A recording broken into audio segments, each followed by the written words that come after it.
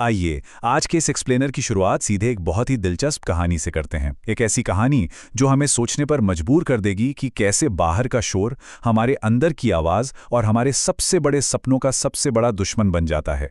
आज हम बात करेंगे कि कैसे कुछ मामलों में बहरा होना आपकी सबसे बड़ी ताकत, आपकी सुपर पावर बन सकता है।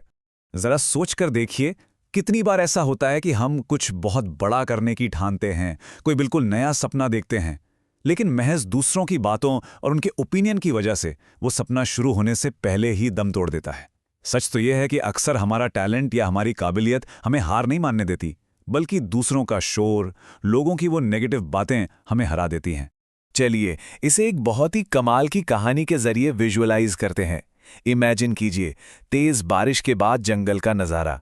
5 मेंढक दोस्त मिट्टी की उस सौंधी सौंधी खुशबू के बीच आराम से सैर कर रहे हैं।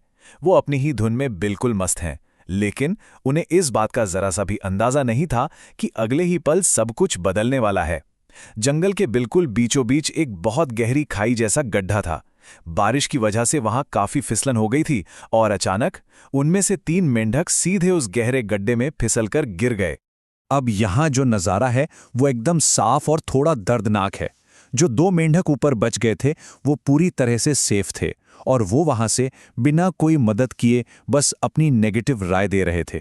जोर जोर से चिल्ला रहे थे कि अब बाहर आना तो नामुमकिन है। वहीं दूसरी तरफ नीचे फंसे वो 3 मेंढक उस घुप अंधेरे में अपनी जान बचाने के लिए बुरी तरह संघर्ष कर रहे थे। वो हार मानने को तैयार नहीं थे और बाहर निकलने की उम्मीद में लगातार ऊपर की तरफ जंप कर रहे थे। और यहीं से पहले मेंढक की कहानी खत्म होना शुरू होती है। होता क्या है कि वो पूरी जान लगाकर जंप करता है, लेकिन फिर उसे ऊपर से उन एक्सपर्ट्स की आवाज सुनाई देती है। वो चिल्ला रहे होते हैं, ये इम्पॉसिबल है, कोशिश करने का कोई फायदा नहीं है। वो मेंढक इस शोर को, इस नेगेटिविटी को अपने अंदर उतार लेता है। उसका मोराल, उसकी हिम्मत पूरी तरह टूट जाती है और फाइनली वो अपनी किस्मत को मानकर एक कोने में चुपचाप हार कर बैठ जाता है। इसके बाद सिचुएशन और भी तेजी से खराब होती है। दूसरा मेंढक थोड़ी और देर तक हिम्मत दिखाता है। वो पसीने और कीचड़ से पूरी तरह लथपथ है, लेकिन जैसे ही वो अपने पहले दोस्त को यूं हार मानते हुए देखता है और ऊपर से भीड़ का वो शोर और तेज हो जाता है कि रुक जाओ, तुम्हारी हड्डियां चूर चूर हो जाएंगी, तो उसके मन में भी एक डाउट आ जाता है, एक सेल्फ डाउट, और बस वो भी धीमा पड़ जाता है और पहले मेंढक के पास जाकर हार मानकर बैठ जाता है। लेकिन अब आता है इस पूरी कहानी का सबसे एक्साइटिंग और प्रेरणादायक हिस्सा। हमारा तीसरा मेंढक, ये तो रुकने का नाम ही नहीं ले रहा है। वो बार बार नीचे गिर रहा है, छिल गया है, खून निकल रहा है, लेकिन कमाल की बात देखिए, वो उस दर्द को अपनी कमजोरी नहीं बल्कि अपना फ्यूल बना रहा है। वो अपनी हर हार के बाद, हर बार गिरने के बाद पहले से दुगनी ताकत के साथ छलांग लगा रहा है। अब जरा सोचिए, ऊपर जो मेंढक बैठे हैं वो क्या कर रहे हैं? वो एकदम पागल हुए जा रहे हैं, जोर जोर से हाथ हिला रहे हैं और उनका चिल्लाना तो एकदम एक्सट्रीम लेवल पर पहुंच गया है। वो चीख रहे हैं, अरे रुक जा, कहती सुपरमैन है, देख तेरे दोस्त हार मान चुके हैं, तो बेकार में मारा जाएगा। वो अपनी तरफ से पूरी जान लगा रहे हैं कि ये तीसरा मेंढक भी इस सच्चाई को एक्सेप्ट कर ले और अपनी कोशिशें वहीं रोक दे। और फिर होता है एक असली चमत्कार। अपने शरीर की बची खुची आखिरी बूंद की ताकत को इकट्ठा करके वो तीसरा मेंढक अपनी लाइफ की सबसे बड़ी एक फाइनल छलांग लगाता है।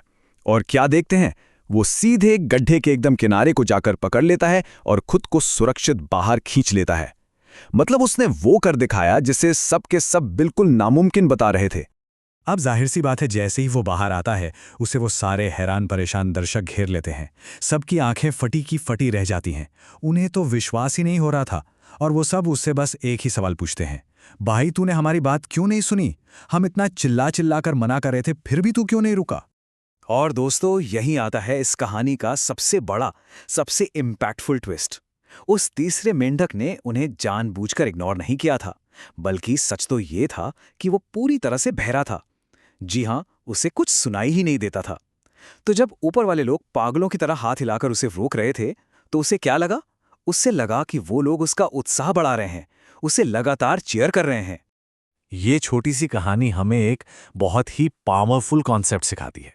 जब बात हमारे गोल्स की हो, हमारी महत्वाकांक्षा की हो, तो बहरापन कोई कमी नहीं है, बल्कि ये दुनिया की नेगेटिविटी के खिलाफ एक बहुत बड़ी सुपर पावर है।